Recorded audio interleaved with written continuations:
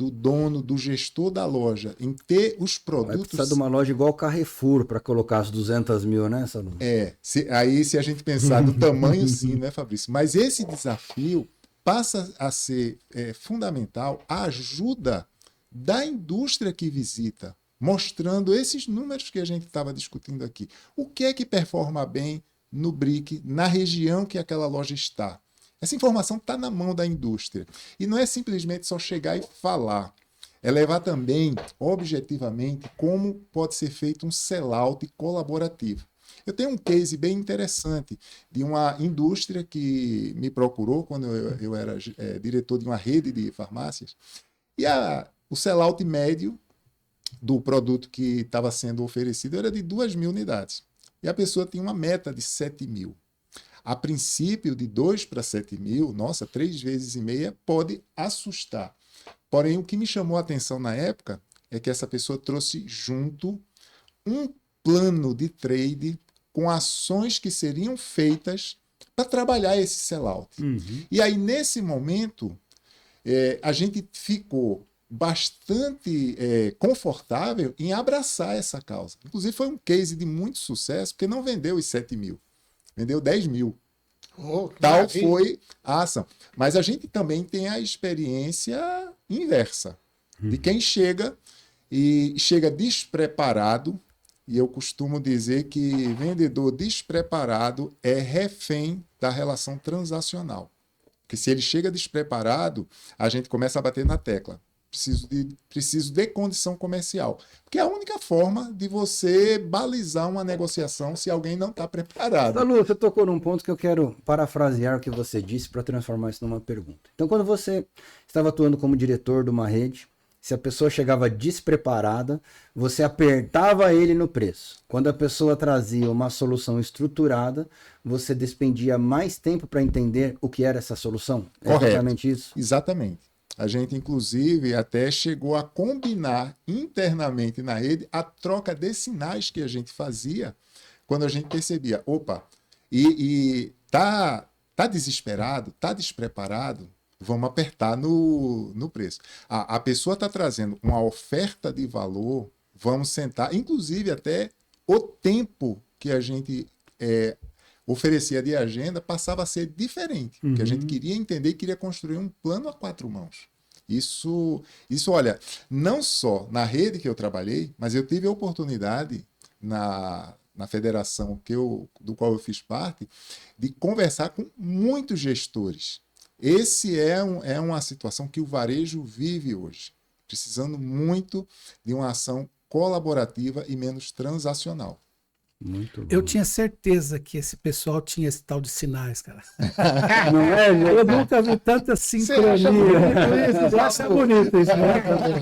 Quem diria? Você não esperava isso do Salum? Que nem jogo de truco, os caras já ia tudo combinadinho. Porque eu passei por essas experiências várias vezes, só que do lado de cada mesa. E eu percebia que havia um sincronismo entre o comprador, o gerente de compras e o diretor. Eu falei, não é possível, esses caras estão muito ensaiados, né? Eles não se confrontavam, né? Quer dizer né? que então são sinais, né? Essa que vocês combinaram. O mundo é feito de sinais. A comunicação é muito legal. Então, quem treinar com a Focus TID, além de saber estratégias e técnicas de negociação, vendas e comportamento no PDV, pode aprender os sinais que o comprador faz, é isso, Salum? Eu digo a você com propriedade que sim, Fabrício. A gente tem aqui como ajudar a indústria, inclusive também o varejo. Na verdade, ninguém quer fazer um jogo de quebra de braço onde um ganha. Todo mundo quer, de fato, uma ação colaborativa.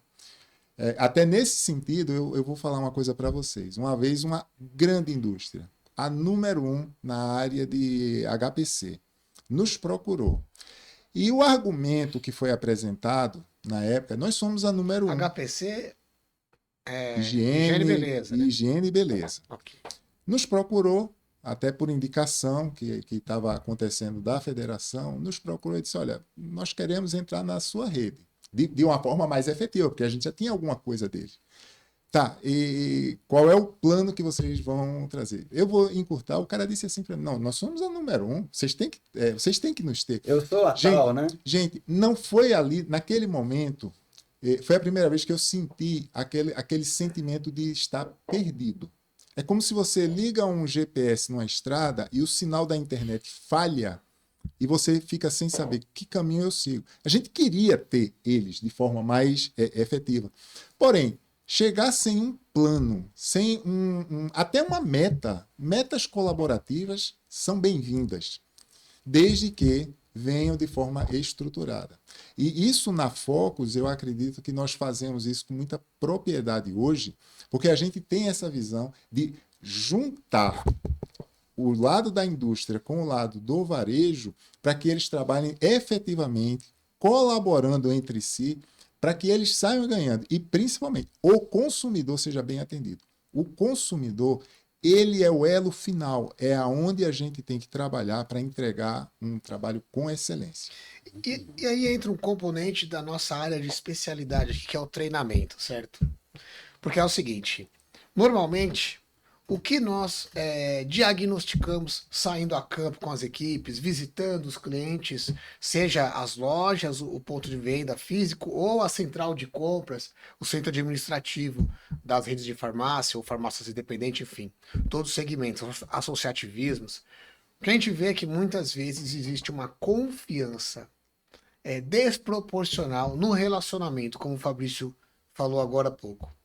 E não acompanha, como o Salu citou, um preparo adequado em nível de planejamento. Não só para negociação do momento transacional, que a venda transacional faz parte também. Às vezes tem que vender transacional, mas até ela precisa do preparo. E se a gente falar então da venda consultiva, que é aquela visualizando, né, com o objetivo de conseguir objetivos, conquistas de longo prazo, então é mais raro ainda a gente encontrar.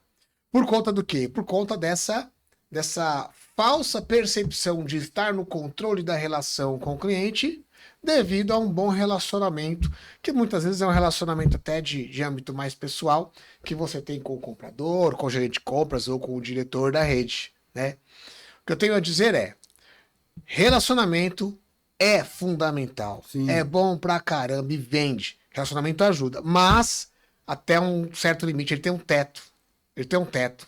Depois desse nível aqui, você precisa de ter planejamento. Você precisa de saber exatamente o que quer e como vai chegar lá para trabalhar de forma colaborativa, com metas colaborativas com o seu cliente. Inclusive tem um filósofo chamado Aristóteles e ele foi o responsável pelo conceito de matéria-prima.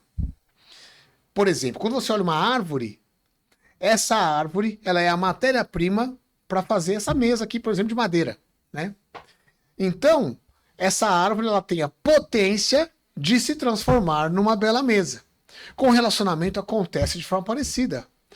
O relacionamento é a matéria-prima que você precisa de ativar essa potência, né, do relacionamento para que ele se transforme em bons negócios. Você tocou num ponto importantíssimo, Walter. Quando a gente fala em neuropersuasão, a gente pensa o seguinte: como que as pessoas decidem? As pessoas compram de quem elas gostam e de quem elas confiam. Quando a gente trabalha a questão do relacionamento, eu estou fazendo ou estou trabalhando para que a pessoa goste de mim. O próximo passo é você estabelecer uma relação de confiança. Aí a pessoa vai gostar e vai confiar. Como que eu faço alguém confiar em mim? Quando eu trago algo estruturado, planejado, com um objetivo claro e com números e indicadores que direcionem para que a pessoa entenda que aquilo faz sentido. Porque eu e o Salu, a gente se dá muito bem. A gente bate muito papo. Mas se eu quiser vender o meu carro para ele, eu vou ter que trazer números e indicadores para que ele se sinta confortável em comprar o carro. Senão o relacionamento não é suficiente. Eu costumo dizer o seguinte: o relacionamento é muito bom. Às vezes a gente se dá bem com muitas pessoas, mas isso não me faz ter a confiança de comprar com essa pessoa ou comprar algo dessa pessoa. Ela é muito boa de papo, eu gosto, confortável, me sinto bem, mas não a ponto de fazer negócio com ela. A gente faz negócio com alguém que, além de gostar, eu preciso confiar. Porque a confiança, ela traz algo muito interessante. As pessoas precisam investir dinheiro naquilo que ela está negociando com você. E esse dinheiro ele pode vir traduzido em dinheiro verdadeiramente, ou no tempo que ela está despendendo com você, porque o tempo da pessoa custa dinheiro, né? Ou na oportunidade, porque quando ela te dá uma oportunidade de você ter um espaço maior ou melhor dentro do ponto de venda, é como nós estávamos dizendo, 200 mil SKUs você teria que ter uma mega loja estilo Extra, Carrefour para colocar lá dentro. Não tem. Então eu preciso fazer escolha. E sempre que eu dou um espaço para alguém, eu estou tirando de alguém. Então isso tem que traduzir em rentabilidade de uma forma muito clara. Porque ninguém vai tirar um produto que traz uma rentabilidade e tem um giro maravilhoso e colocar o seu produto só porque você é bonitinho, não é, José? Ainda mais por ser bonitinho, aí não mesmo, né? Eu acho que, para a gente tentar dar uma resumida, eu acho que a Focus, ela cumpre muito bem o papel dela nesse sentido. Ela não só faz um trabalho de desenvolver e preparar o representante para fazer um bom relacionamento, que com o tempo ele vai acabar conseguindo, afinal ele aprendeu isso, e vai também prepará-lo para levar informações pertinentes ao negócio da pessoa, né? Ou seja, o representante desenvolvido e treinado pela Focus, ele vai conseguir fechar as duas casinhas, né, Salu? Ele tanto desenvolve um bom rapport, a ponto de criar relacionamento, e ele vai ter ferramentas que normalmente a indústria farmacêutica fornece, que é para ele levar esses números lá no ponto de venda. Ele vai conseguir fazer essa casadinha, não é mesmo, Walter? É isso aí. E é interessante porque, como a gente começou o podcast falando, o varejo está mudando muito. As pessoas que trabalham no varejo mudaram muito. O nível de profissionalização, ele está aumentando naturalmente, né? Com as demandas, com as exigências que o canal, que as tecnologias, que tudo exige, né? E você tem hoje compradores muito melhor preparados, vamos dizer assim, do que a gente tinha antigamente. Não tô fazendo comparação, fazendo juízo de valor do nível de inteligência das pessoas, não. Mas as ferramentas mudaram, tem inteligência artificial, os sistemas de gestão, ERP, estatística, Power BI, enfim, tudo mudou. E eles aprenderam a mexer com isso e eles se preparam muito mais para receber as equipes do pessoal que vende na farmácia. E por conta disso, é necessário que essas equipes, que essas pessoas treinem, se preparem, busquem incessantemente aprender algo novo a cada dia, para poder equilibrar esse jogo na hora da negociação. Você via isso também no dia a dia, no atendimento lá das equipes da indústria, Salu? Sim, Walter. É muito interessante a gente olhar esse prisma, porque a gente está falando de relacionamento, o Fabrício pontuou muito bem. A gente não pode abrir mão. Isso é todo um conjunto de fatores. E a gente nós aqui na Focus pensamos bastante em todo esse macrosistema para atender o ecossistema. A gente começa o passo inicial, relacionamento, a utilização de ferramentas para que a gente consiga fazer modelos. O transacional também tem que acontecer, mas de uma forma que seja benéfica mutuamente, que faça sentido. E o terceiro aspecto é utilizar toda uma quantidade de ferramentas da forma apropriada. Uma ferramenta ela só é útil se você utiliza ela no momento certo e utiliza da forma correta. Exemplo, se eu pego um martelo e quero apertar um parafuso, isso provavelmente vai dar errado. O martelo é feito, a gente pensa em bater prego. Então, na hora de bater prego, a gente tem que ter um martelo. Mas tem que ter uma habilidade hoje para bater da forma correta. E o que é que a gente quer deixar com isso? Que as pessoas precisam treinar muito. Conhecer é o primeiro passo. E a gente trabalha bastante isso aqui. Mas a repetição, a utilização e principalmente ter uma inteligência para na hora de aplicar, saber o que é que eu uso aqui nesse momento. O Fabrício chegou, por exemplo, para comprar um produto para o neto dele. Eu tenho que ter essa percepção de fazer uma abordagem, de utilizar a ferramenta correta para fazer com que ele saia da forma mais bem atendida possível. Você tocou num ponto importante, Salu, que eu lembrei uma de suas muitas boas histórias. Você me contou que você, quando era diretor da rede de farmácia, você estava no balcão, por algum motivo que eu não lembro qual. E aí você passou a observar os consultores e os representantes que entravam dentro da farmácia. E cada um tinha um comportamento diferente. E esse comportamento se atrelava com o resultado. Conta um pouquinho dessa história pra gente, porque isso eu acho que elucida muito bem o que você comentou em relação ao macrosistema e ao ecossistema. Muitas vezes a pessoa está tão preocupada com o objetivo dela que ela esquece de olhar em volta. Isso. Eu diria da forma resumida. Eu consegui enxergar, vamos lá, 3 modelos de promotor, consultor que passava. Eu estava lá no balcão fazendo. Eu tinha um objetivo e acabei encontrando essa outra situação. Tinha aquele que passava pelo balcão, queria falar direto com o gestor. Ele não dava sequer um bom dia para gente. Entrava lá, eu observei um segundo que entrava e fazia um social. Ele chegava, cumprimentava todo mundo, tal, e como é que você estava, mas era basicamente um social. E um terceiro tipo, ele entrava, ele fazia um social, mas ele entrava com algumas perguntas pertinentes ao que estava acontecendo na loja. Curioso como eu sou, eu pedi para a área de inteligência, eu anotei lá quem foram as indústrias. Eu disse, eu quero saber como é que está o resultado dessa indústria A, dessa indústria B e dessa indústria C. Olha só, eu encontrei uma correlação direta entre o cara que passou direto, ele tinha o pior resultado. O cara que passou e fez um social, ele tinha um resultado dentro da média. Mas a pessoa que passou, fez um social, porém, chegou com perguntas pertinentes ao negócio da loja e ao negócio da indústria dele, ele tinha resultados acima da média. Isso me chamou muito a atenção, porque depois, quando eu fui me sentar na mesa, a gente continuou olhando esse padrão de comportamento. Isso também se repetia lá. Claro, não dá para generalizar, às vezes isso não acontece dessa forma, porém, na minha experiência, quando não acontece dessa forma, é mais uma situação excepcional do que a relação direta. Esse é um ponto legal, Salu, porque é aquilo que você costuma sempre dizer. Não basta se relacionar com as pessoas, você precisa entender o papel de cada um dentro do ponto de venda e o que você vai conversar com essa pessoa.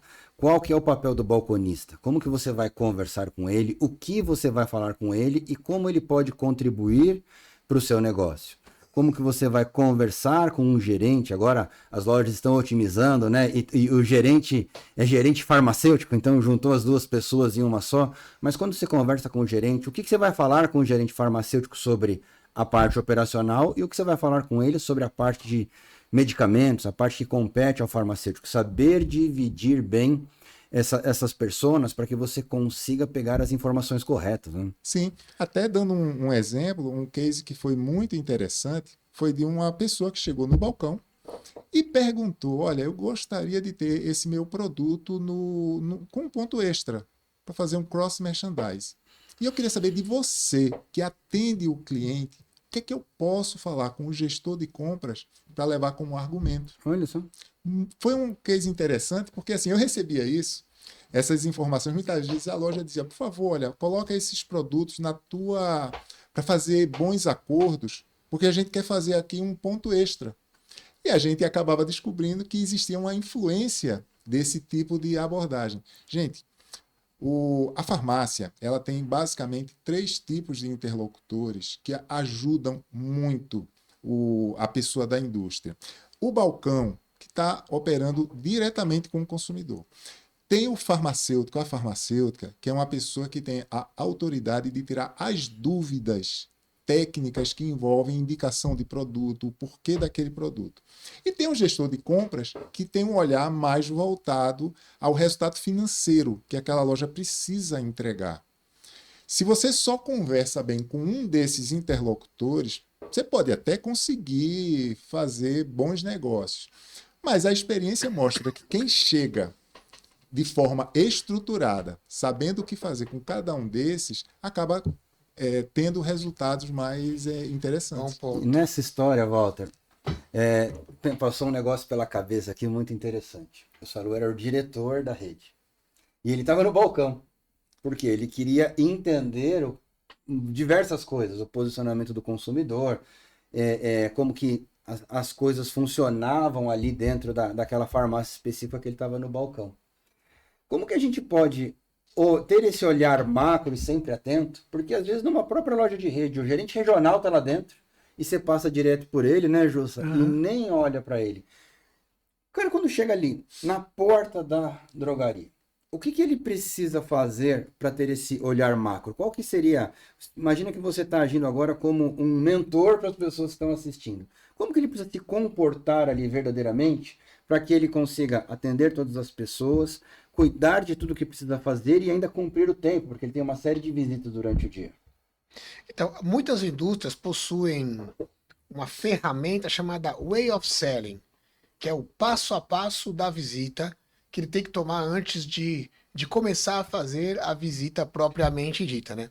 Esse Way of Selling, ele se divide quase sempre em 3 macroetapas, que são a pré-visita, a visita e a pós-visita. Falando na linguagem do vendedor, vamos simplificar isso aqui. Tá? Antes, durante e depois. Isso. Pré-visita, visita, pós-visita. Normalmente isso está dividido aí em 7 passos. Algumas empresas têm 6, outras têm 7, outras têm 8. Depende um pouco do portfólio de produtos, enfim, da linha. Mas, basicamente, você precisa, antes da visita, a visita começa antes da visita, olhar as auditorias, verificar os números, olhar o histórico, né? Porque quando você faz várias visitas, você tem que construir uma história. Você não pode começar do zero toda a visita. Você tem que ter avanços, visita a visita, e você começa do seu último avanço para frente. É assim que você atinge o objetivo, né? E aí você tem que olhar o histórico das visitas, e com base nisso fazer aquele primeiro trabalho de diagnóstico. Você tem que entender o que está passando naquela loja. Enquanto você vai entendendo, você tem que fazer rapport. Você tem que